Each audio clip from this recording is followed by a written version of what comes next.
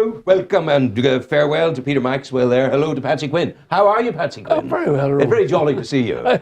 It's very good to be here. Oh, sure, no, it's constantly good to have you here. This is an old... Am I going too far to say an old friend? Oh, good. Am I allowed to say that? Steady on, don't take it too far. This is the man who introduced me to the mountains of Mourne and taking me on walks through it. Mind you, we had some great fun, did we not? And we're talking... Really, George's Lane was the start of your writing career. You took a notion to write about your home. I mentioned it to you one day, and you never let me off the hook. But there's no point in mentioning to me a desire to write about any place. You're responsible. I know. I'm happy to be responsible because not only did you write, but you became a published author in the anthology of great Irish writing, published by RTE in the Quiet Corner. That's right. You did. And which was the one you used for that? Was it? It was I did 5 stories, but the one that they actually included in the publication was No Pauper's Grave. No Pauper's Grave. What was that about? Remind the people. It was about a 3-month-old sister of mine who died. She was only 3 months old, and well, we didn't have any money to bury her. And that was it was tough in those days for all of us. Your family, my family, everybody's family. As I got older, as I was doing this, I thought of the famine when coffins and you couldn't get buried, and so that was in the late 40s. So there was still a fair bit of poverty about. You see, I came into the world in the mid 40s, and from that moment on, in my growing up, we never had a huge amount of anything. No, it was tough. I was Mary Street. You were George's Lane. Did you live in George's Lane? No, I was born. Your granny did. My first memories of life were in John Mitchell Street. We had moved. I was born in George's Lane, but at 2 or 3 year old, we moved to John Mitchell Street, and that's my first memories of life. Where is John Mitchell Street? You know where the grotto is in Church Street. Yes, of course. Down to the left. And where was that? That was, the grotto's there, it's down to the left. Yeah, of course. And then if you were in a quiz about Newry, say, where is Penguin Place? People like that. People don't know. I don't know where Penguin Place is either. You do. Do I? You do. On the way up to John Mitchell Street. You'd be coming up around Sandy Street corner. Yes. It's tucked in there. That's right. Penguin Place. So the story of is that the story? Have you that story with you? I have, yes. Would you mind reading it for us? Oh, indeed, sure. I'd love you to. Right. Because people have you a few stories with you. Well, I have a couple of stories I'm reading. Well, sure, that'll be part of the promo for the other thing. Tomorrow night. I'm reading them tomorrow, but I have them with me. We'll talk about that. We'll do the right. What is that? No Pauper's Grave. No Pauper's Grave. By Patsy Quinn. And this was the piece that was published by RTE in the Anthology of Great Irish Writing. And Patsy Quinn, a very personal story taking you back to your early days. It certainly is. Take it away, Patsy. Right. Margaret cried a lot. This was very annoying, especially at night. Now, sleep was very difficult. In those days, if you needed to have a doctor, he had to be paid for. So, unless something was pretty serious, we didn't send for a doctor. This was where the neighbours came to the rescue, and all sorts of recipes were tried. I remember the baby seemed to have stomach pains, and at those days, gripe water could have been bought over the counter. And this was tried. Another remedy was a wee spoonful of whiskey, but nothing worked. Eventually the nurse was called, and finally the doctor had to be called. Their best efforts came to nothing, and Margaret just kept crying. Sleep would come only for short periods, and it happened. I think it happened mostly from exhaustion rather than from relief of pain. It was early in the dark morning. I awakened in the big double bed that the brother and I shared, and it was time to get up, dress, and down to the big jar box in the scullery to scrub our ears and get ready for school. As soon as I came down the stairs that morning, I knew something was wrong. My father wasn't at work. The house was very quiet. My mother, who would normally be chivying us along to get us to the table for the porridge and out to school, was quietly crying. Her eyes very, very red. My oldest sister, who regularly took charge of us, told us that our 3-month-old sister was dead. She told us very quietly, in a whisper even, that we would be staying at home that day. Later that morning, my mother took me down the street and I realised that she was about the business of arranging the funeral. It was necessary work, even for a broken-hearted mother. Friends and neighbours stopped us along the way with phrases like, "Sorry for your troubles, Bridget," and "Sure, she's a wee angel in heaven," and still again, "God love her, sure all her wee troubles are over." There was weeping and sobbing at every stop. Brendan Gallagher, the grocer, came round the counter very quickly.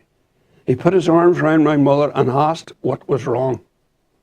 When he heard, he took us upstairs to the place where he lived, above the shop, and settled my mother in a comfortable chair. Mrs. Gallagher made the tea. I remember the cakes were really good. "Now, Mrs. Quinn," said Brendan, "how can I help you?" "Brendan," sobbed my mother, "I have no money to bury my child." "Mrs. Quinn," the grocer replied, "you've no need to worry about all of that. The government have just announced a new scheme of grants to help with funeral expenses. So all you have to do is go and see Jerry McCardle, the funeral undertaker, and he'll make all the arrangement." That kindly man then took out a pad, and with my mother's help, they made out a list of groceries that would be sent to our house right away. There would be no question of immediate payment. The events of those 20 minutes in the home of the grocer meant that we left in a better frame of mind than when he had arrived. Even at my young age, just 10 years of living, I knew that my mother's step was firmer on the hard path of Hill Street and her head held higher. You know, Patsy, it's overflowing with images of the Newry that we grew up in and remember so very, very well. Yeah. Brendan Gallagher, some people would remember, some people don't, but he was the hero of the story there. Oh yes, oh yes. That man came to the rescue of all kinds of people, and he never sort of broadcasted. He was very, you could trust him and confide in him, and people did. He was kind of a father confessor. And he was a very generous man. And in the shop you went into that day with your mother, it was the grocery shop. Was he even then, was he selling the budgerigars and the creatures? No, this was earlier. No, this was earlier. It was pure groceries. No, he didn't. Pure groceries. But when you went out the back to get to the house, did you go up steps at the side of the house to get in through the door? Yes. We both remember it well. Yes. And I ended up later as a message boy there. And on Thursday, when people came in from the country with horses and carts, I remember the shafts of carts sticking up in the air, and the horses had been taken out, and they were put in stables in his yard. So the horses were being given a wee bit of respite. Oh, aye. For the journey home. For the journey home. That's right. Goodness gracious. Aye, there were strange times. There were very few cars about in those days. Yeah. Brendan was also the man who bunkered the ships in the basin. Did he? He was the man who supplied the groceries to the ships in the bit. You know, yeah, that's true. That's true. But the Newry of those days that you're recalling and so wonderfully writing about, what made it special, Patsy? Well, it's strange to say, I think unemployment made it very special in that there were always plenty of adults around, and while you were expected to keep quiet if you were a small child, it was great to listen to the older people. And houses were always, in the middle of the day, there were 2 or 3 men, because there was no work. And they were talking about backing horses or whatever, football or whatever. And you didn't join in, you could sit and listen, and I think that's where I got all the stories. Yeah, I understand. You could listen, you know. I understand. And people shared, you know, in George's Lane, if somebody won like 10 shillings on a horse or a pound, that was a lot of money. There were things called royals in Madden's pub, 3 or 4 quart can filled with beer.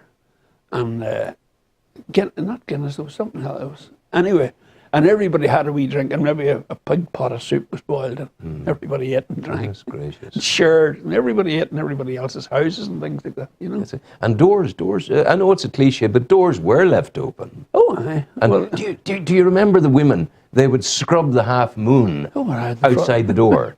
Tell the people about the half moon, because people won't know a thing about this. We were talking this morning to Mark Kelly about the new approach to house building. And scientists are involved in designing the house that you couldn't get a hair through the gap in. Oh, God, no. Well, we were different. Yes, Gales ran through the houses. and I remember whenever they had to take the ashes out through the house for the bin. We were followed by a cloud. And if the old bin was leaking, there was ash all over the house, and we were scrubbing and cleaning. And the half moon at the front door, I could never understand that. It was as far out as the woman could reach. Aye. You know, she would kneel down for an inch the step on the inside of the hall, and she'd be reaching out like that, and she'd be scrubbing around like that, and coming back and rubbing back. There was a great pride. I wonder what started all. What? I don't know. I remember reading recently. My mother, when she did the washing on a Monday, my mother had a great, massive, big pot, and she boiled the clothes. That goes back to typhoid fever. I suppose it does. Famine and all, in order to kill germs. The clothes. She boiled it right up till I was a fair age. My mother, Mondays was hectic, steam. Oh, yeah. So, Well, I'm sure you remember the use of the washboard. oh, God, aye. Oh, aye.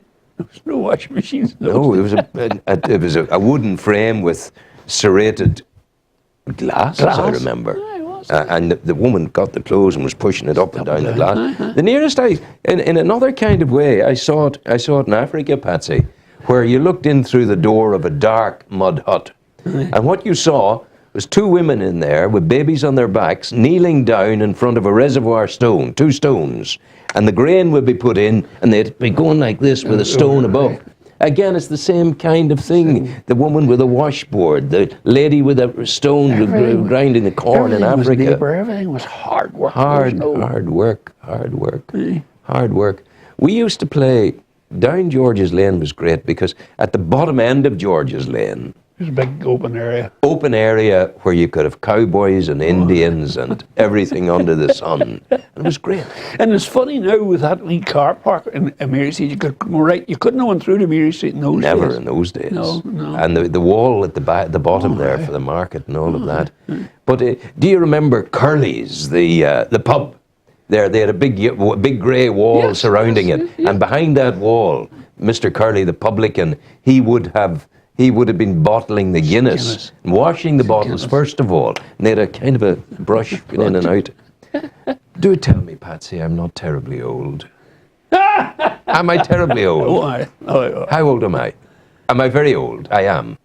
You'll be doing. you're not as old as me, but I'm heading in your direction. I can tell you, I'm heading in your direction. But it was the greatest of places. Then the big moment for people sometimes went away to America and didn't come back. And I remember Uncle Eddie. He had been a barman. Yeah. Eddie was a barman in Philly Larkin's pub. Right. And then he worked in Quinn's the Milestones grocery shop. And working in Quinn's the Milestones, I remember him coming down to Minnie and Nanny's, my old aunts in Mary Street, where I stayed for the greater part of my life as a young fella. And he came down to say his farewells. He was going to New York. And he was a man going off, leaving his family behind him. Yeah. And he was going up. And I remember him going back up the street and pronounced Curly's, the door of the pub. You know, the people lived in the pub, but the house door was next to Bridges Turley's there, just next. Yeah. And that house door was there, and he turned at the house and he waved back. And that was the last they saw of him for many, many, many, many years. It's funny, I have a story of emigration here. Have you? I have indeed. It's please. We'll see when you're reading it. Watch that microphone. Keep your hand down because it'll block it. It was. This is a very sad story. Like, a lot of people left and a lot of people made it, but a lot of people didn't make it. Some of them disappeared. And this is. Well, the story's called Just Another Paddy. And it's the one that most people, when I do readings, that like to hear. It's called Just Another Paddy. Arthur had been a reasonably bright lad at school, but he wasn't at all interested in school. He just wanted to get out into the great adult world of work. His older brother was working on the docks. This was the only work available in the 40s and 50s around the town of Newry. He was considered very lucky by most men in the town because the docks were organised by groups of families, and he came from one of this group. He was lucky on two accounts in that hard manual labour was what he wanted to do. Dockers were tough men who dug the coal out of the coasters that plied their trade between England and Ireland. They brought coal from England and returned with cattle, sheep and pigs to places like Liverpool and Garson. When men worked at the coal boats, it was very dusty work, so on the way home they usually went for a pint of Guinness, and sometimes they stayed until they were quite drunk. Now they earned what was considered good wages, but what with drink and gambling, money was always scarce, and children were sometimes hungry. Young men starting in the docks, just like young men anywhere, wanted to be accepted by the older generation, so Arthur went for his drink. Now, he wasn't what you would call a troublemaker, but sometimes with too much drink, he did get into the odd scrape. When I was about 8 or 9 years old, he left home to work in England, and that was the last time I ever saw him.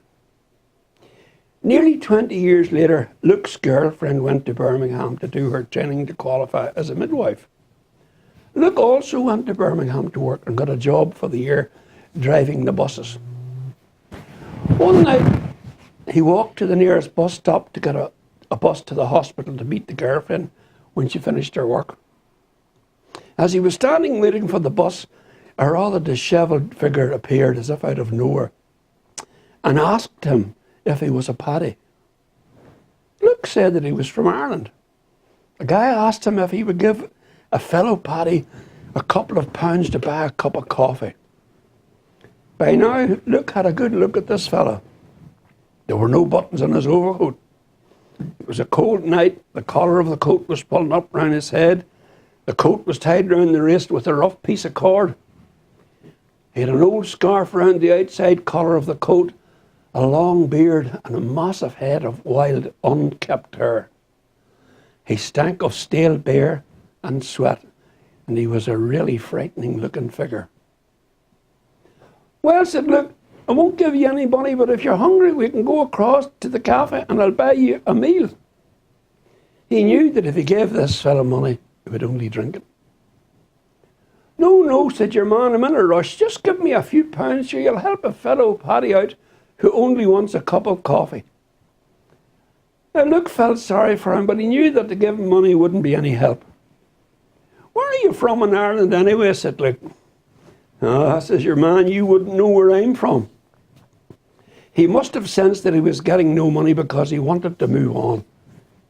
But Luke persisted that he tell him where he was from. Reluctantly, it seemed to Luke, and almost by way of an apology, he said in a quiet, soft sort of whisper, I'm from a wee place called Newry. Sure, you'd never have heard of it. Well, said Luke, now you see, now, said Luke, I'm from Newry. Now he could see that your man was panicking and wanted to get away. All right, mate, all right, see you again. Good luck, good luck. But Luke held him with another question. What's your name? After a lot of prevarication, during which he tried to be on his way, he finally said, while still moving on, that his name was Maguire. Luke's mind was trying to sort all this out when it suddenly became clear that he had known this man a long, long time ago. In a rush of emotion, he put both hands on your man's arms and looking straight into his drink-sodden eyes, he said, my mother is Bridget Maguire, and you are my Uncle Arthur. Arthur was suddenly speechless and looked slightly embarrassed. Luke saw a little tear in the corner of this poor drunk's alcoholic eyes. Luke and he just stood there for a few quiet moments at arm's length. Just two Paddies in that moment of time in the great big city of Birmingham. Arthur agreed to go for a cup of tea, and as he drank it, Luke knew that it was choking him. He was uncomfortable, and it was clear that he just wanted a drink. Luke had £20 in his wallet, and he gave it to him as they parted. Reluctantly, he took it, and they agreed to meet again. Luke did not ask for an address because he had a rough idea that this man hadn't got an address. They met again, and Luke knew that it was painful for Arthur, and then he was gone. Luke knew from his mother that this man had been one of the best dressed men in Newry as a young man, so it was pitiful to see how far he had sunk. Word drifted back to the town from relatives of Newry people living in Birmingham that he had been seen occasionally, but nobody ever had an address. I suspect there was none. 20 years on, cousins tried to locate him through the Salvation Army and the police, but to no avail. I often wonder how he died. Was he alone? I hope he was with friends, and I hope he was happy. I do hope that he was not just an unidentified body in a slab in some big city morgue, because he was my mother's brother, Luke and I's uncle. But I suppose to a lot of people who knew him in England, he was just another Paddy. That's Arthur McGuire. That's almost brought a tear to my eye. It's a huge, it's an awful. It's a huge story. Oh, a huge story. yeah, yeah. Man went off to seek his fortune. It went wrong. Yeah. And that was, goodness gracious, Patsy. And chance was such an amazing thing that Luke would come across him. In a city of 2 or 3 million people, he's at a bus. I couldn't believe that when they told me. It's a huge story. Yeah. Huge story. But your grandmother, McGuire, was a huge woman in George's Lane. Aye. She was a tough woman and a kindly woman in the one package. Yes. She sat on the stone at the corner beside the pump. There was a stone beside the pump, and there was also a stone halfway up the wall. Do you remember? Just above her head. No? Was there? I believe so. Maybe I'm wrong on that one. Aye. Yeah. Well, that's where she sat. She sat there. She held court there. She did. People would come and talk to her. Aye. Aye. She was What about the day she sent you to get the horse? that was a dirty trick. She really got you that day. Tell the people about that day. We were in John Mitchell's Street, and my mother told her again I had to go down to George's Lane to collect the horse. We nearly went mad. I was thinking, like, I was saying, like, where will the horse sleep? There's no room in the house, you know. Yeah. Like, we have no field. Where will it play? Can I ride it back up again? And my mother said, look, just go and get it. I said, never mind. I said, just go and get it. I go, I've seen this bloody wooden structure for hanging clothes on. Such a disappointment. We were hoping to be leading this horse up that street. It was a clothes horse. Clothes. But, you know, a clothes horse, that would have been sort of revolutionary technology at the time. It was big stuff. You see, Mama, you'd only really want a decent pair of trousers for school and whatever. Mm-hmm. Sometimes you didn't always have a spare pair of knickers, so everything was washed at 8 o'clock at night when you were going to bed, and it was all put round the fire. Mm. And it would be dry for the next morning. You kept the fire going most of the night, and then the next morning you took the clothes and... Were you ever, I'm bound to ask you, were you ever bathed or washed in the bath in front of the fire? Every Saturday night. It was every Saturday a galvanised bath. And you were put into that? Yes. Sitting in front of the fire that was lit? One Saturday night, when only the hot water was in, didn't I back into it? And Jesus. Yes. I was scalded. It's very strange when a leader like yourself had to do a lot of first aid courses because of the sports you're involved in. I remember this woman, Mrs. Smith. This family all went to England. And I remember she came over and my mother had, do you remember the cotton sheets they used to make out of McCann's flour bags? Yes, I do. One of those was taken out and she brought over a can of buttermilk and stepped the sheet in buttermilk and locked me in it. Oh. It was not a mark on me. Yeah, it was clever. I never blistered or anything. Old ways. You know, and it didn't matter what it was. The idea was to cool you down.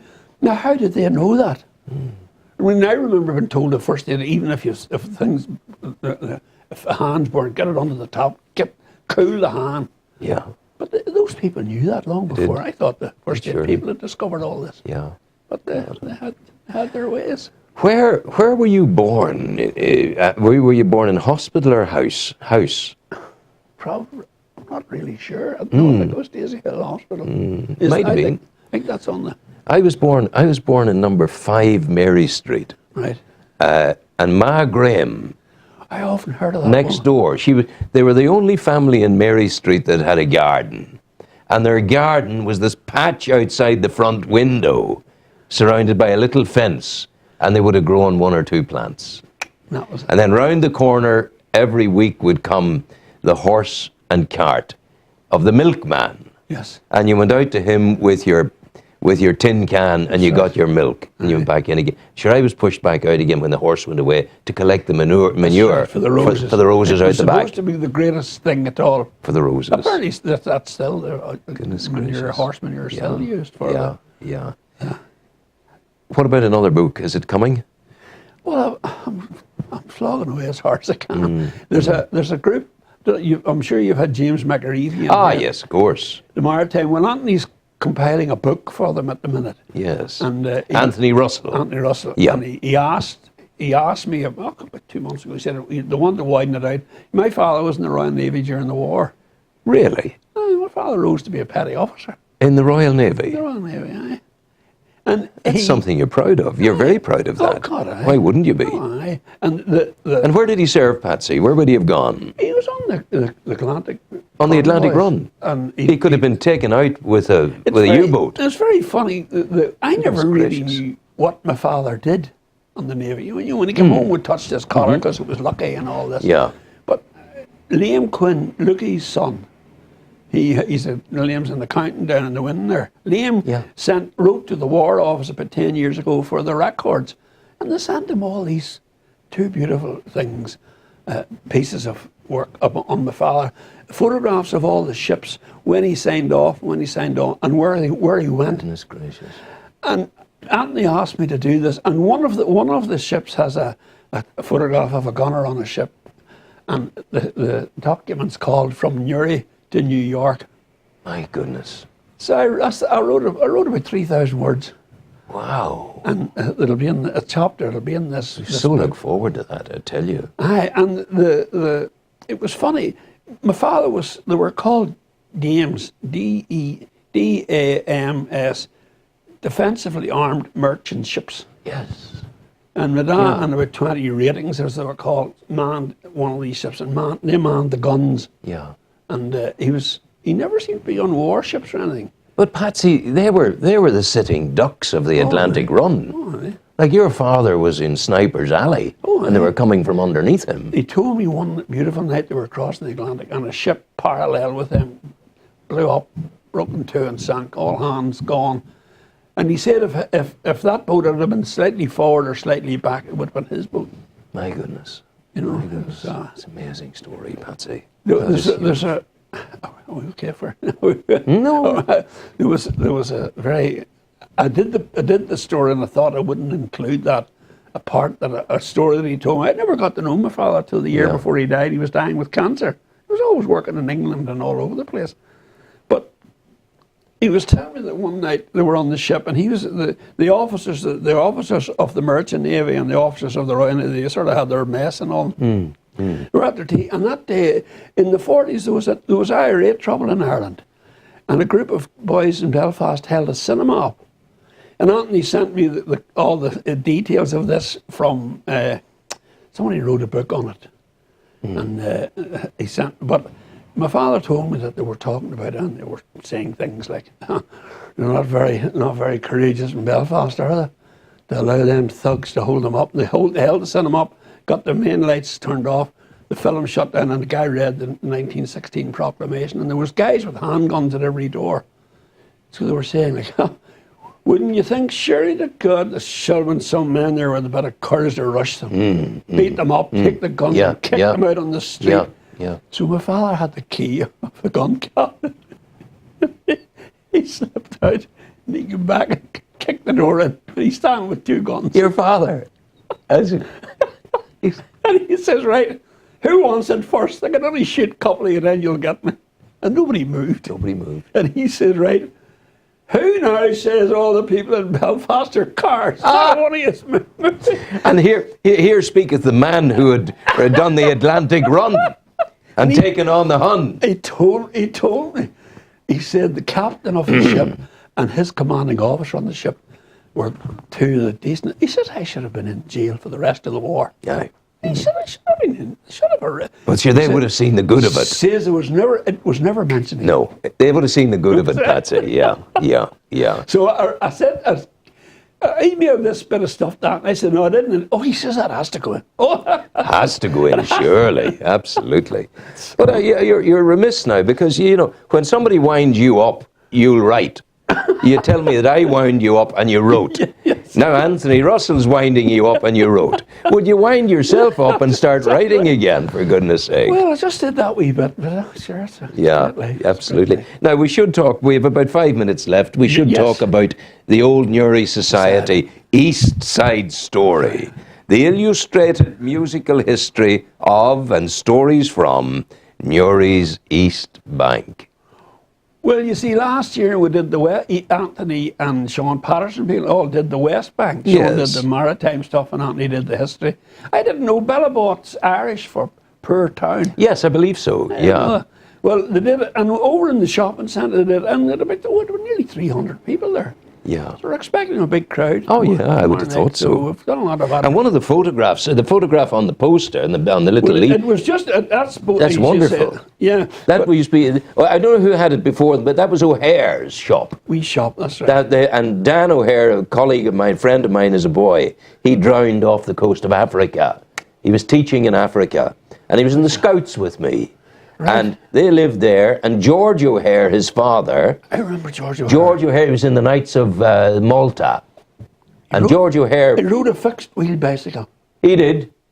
I remember. That was George O'Hare. That was George O'Hare's house in Newry. I heard people talking about O'Hare's, but I never knew who they were. That was it, and they had a wee shop there. Yeah. And then, by some metamorphosis, they went from there out to the meadow. And they lived then in Killeavy Road in the new Rooney's Meadow. So that was there. And I remember that as though it were yesterday. I remember going in to collect Dan for going to the Scouts, which was all around the corner. I remember going in to meet up with him. We'd be going on a hike on the Sunday. Aye. And then, you see, when push came to shove, he went off to work as a teacher in Africa. Right. And we got the word back that Dan had drowned. His remains never, ever found and never returned to Ireland. Like that other great Newry personage, Raymond Kelly. Aye. Goodness gracious. So tomorrow night you've got Anthony Russell, Jerry Doherty, yourself and friends, telling the story of the east side of Newry. Aye. It's fantastic. One of my stories is about all about living around the High Church. Yeah, Which is up at St. Peter's, up at St. Patrick's. I mentioned Hugh O'Neill and all the boys at the wars and all that happened. Goodness gracious. Yeah. How did I don't know? Have you the story of that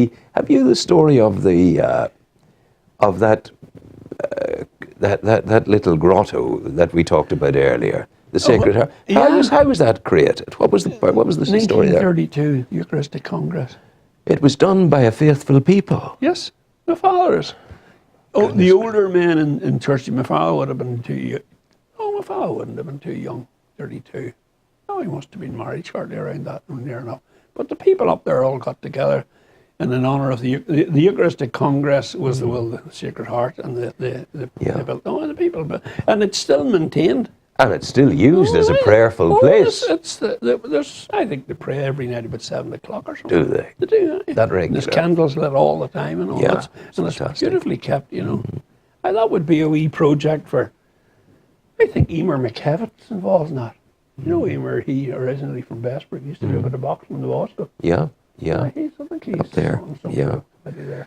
Well, life moves on, Patsy. We move further down the timeline. We talked about the good old days in Newry. We talked about the Newry we're in now.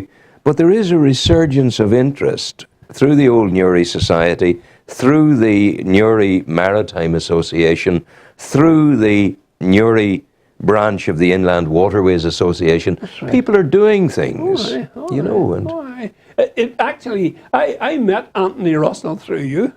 really, Did I? Never knew Anthony Russell. I thought you did. No, I knew him to see, but he came in once or twice when we used to get a cup of coffee in the Shelburne.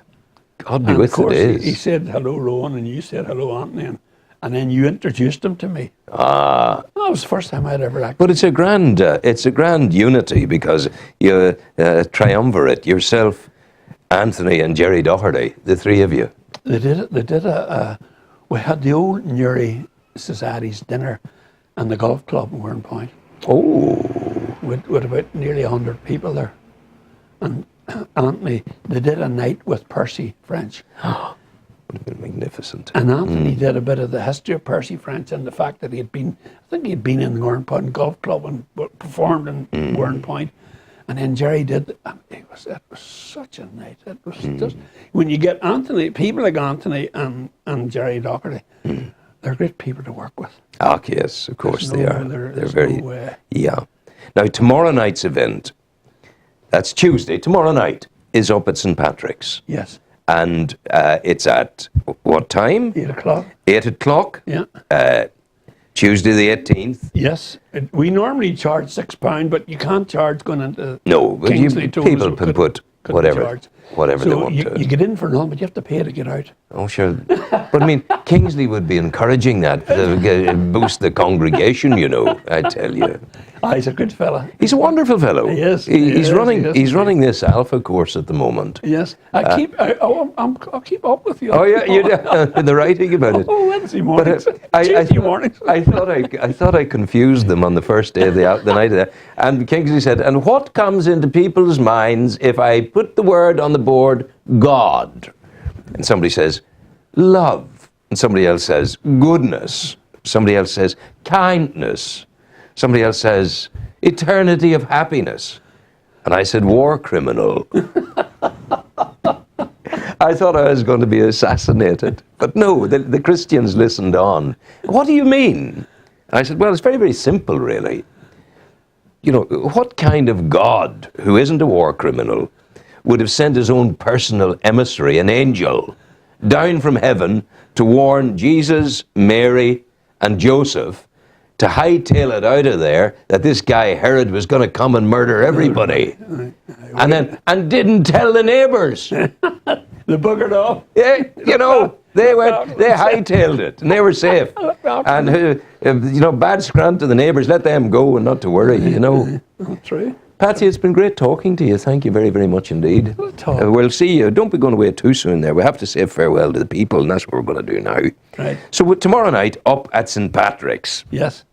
the story of the east side of Newry, the east side story, The oldest which is a lovely way, one. starting way back in the 11th century with a monastery. Wow, Castle Street, High Street Church. That's the oldest part of the town. absolutely.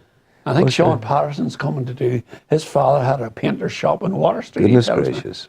And Jackie Patterson, the councillor, is coming along with a That'll few be stories. It'll be huge. Tommy Fagan's coming. Huge event, There's huge all sorts event. of people. Good We're gonna stuff. Do 5 minutes. Well, I hope you get I'm sure you will get a huge turnout. I will. We've been doing a lot of advertising. With Yeah, posters good, with those all Good. around the town. And please, you know, make sure you give Andrew your email address, Right. and he will send you the link for what we have just done. So you can put it up on your site anytime you want. I have got Destination on my computer a few times, but I could never get any pictures. Ah, yeah. Got Rowan Han and everything, but I couldn't get pictures. It should be, because it works perfectly. I don't know Everybody what. tells me. Yeah, but I'll it's try again, a you know. big audience, Yeah, and people yeah. are getting it. And Yeah. thanks be to God, because they still give me a stone of spuds every week if I keep doing this, you see, which is okay. I'm very pleased about that. So listen, we want to wish you a very good day, wherever you're viewing across the world, be you in Montreal or Mayo Bridge, we wish you well. And well, I really just should say, I'm sure you would want to say thank you to Andrew McCracken on the cameras, their studio, looking after studio management this morning, Sean Byrne. That was all good. And research, of course, with an amazing skill for reeling in the interviewees, Sarah Gilbert. And we thank them all. I'm going to be back again tomorrow morning, God willing, inshallah, as the Islamic people would say. And we'll be back doing something similar. Eclectic mix of music and musings, and I do hope you will find the time to join me. Wish you well, and don't forget what we always tell you, what our friends across the great river Niger would tell you if you went there to meet them. When you've done your best in your struggle for existence, when you've met all your responsibilities, you can do no more, and you're feeling, oh, I can do no more, I'm beaten. No, don't. Chill out, just chill out. And the African folk would tell you, lay your head on your hand and leave the rest to the God you believe in. So go well, take care, be happy. All the best. Thank you very much indeed.